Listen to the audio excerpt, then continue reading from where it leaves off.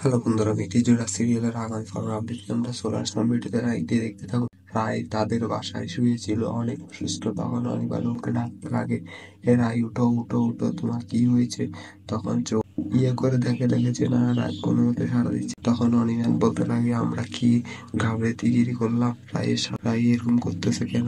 তখন দেখা যায় অন্যদিকে মানুষদের ফিরে চিকিৎসা দিচ্ছে। ওইখানে দেখা যায় নীলু মানুষদেরকে নিয়ে ওইখানে হামলা করে এবং সেখান থেকে লুট করার জন্য চলে আসে। তো বন্ধুরা, নীলু কি ধরা পড়ে যাবে?